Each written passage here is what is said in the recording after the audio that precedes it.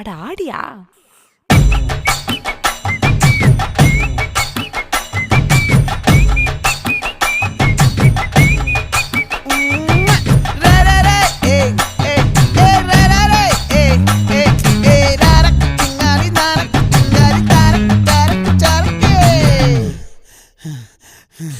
விளைஞ்சிருக்கும் என் வெத்தலை கொடி, அட வளைஞ்சிருக்கும் ஒரு சன்னல் வெடி.